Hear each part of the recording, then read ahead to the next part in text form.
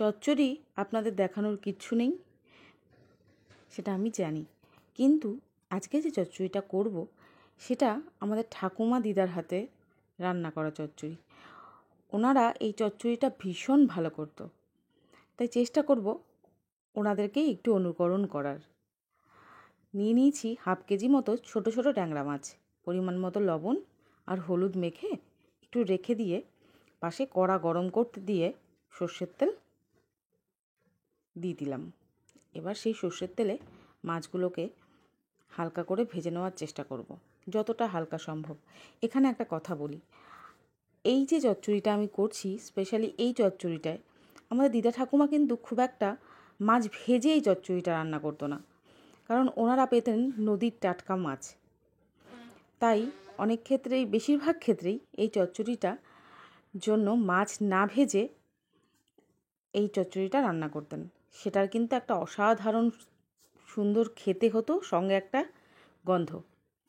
আচ্ছা, এবার বলে ফেলি সবজি কী কী নিয়েছি। বেগুন নিয়েছি, আর ফুলকপির ডাঁটা নিয়েছি, এমনি লাল ডাঁটা নিয়েছি কিছুটা, আর অল্প পরিমাণ আলু, মানে একটা ছোট সাইজের আলু আর টমেটো, এই নিয়েছি সবজি।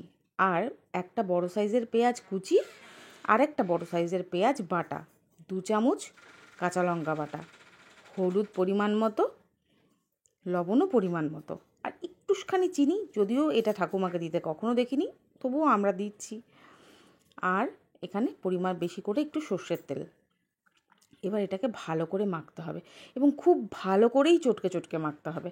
মাখাটাতেই নাকি মানে দিদা বলে এই মাখাটাতেই নাকি স্বাদ লুকিয়ে আছে। যাই হোক, ওনাদের মতো তো আর যতই চেষ্টা করি পেরে তো উঠি না, এবং উঠবও না, জানি এ জীবনে সেটা সম্ভব না। ওনাদেরটা ওনাদেরই। মেখে নিয়ে এবার ওই যে মাছ ভাজার যে তেলটুকু ছিল, সেই তেলটুকুর মধ্যেই এই মাখাটা দিয়ে দিলাম। এবার এটাকে একটু নাড়িয়ে চাড়িয়ে ঢাকা দিয়ে মিডিয়াম আঁচে রেখে দেবো। আর ওই যে থালাটার মধ্যে আমি এই চচ্চড়িটা মেখেছিলাম, তার মধ্যে একটুখানি জল দিলাম। সেই জলটাও এই চচ্চড়ির মধ্যে দিয়ে দিব।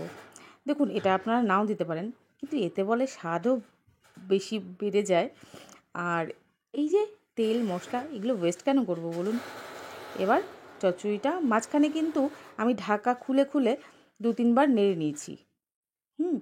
তো এবার চচ্চড়িটা যখন একদম শুকনো শুকনো হয়ে আসছে, তখন মাছগুলোও দিয়ে দিয়েছি, আর কিছু চেরা কাঁচা লঙ্কা দিয়ে দিয়েছি।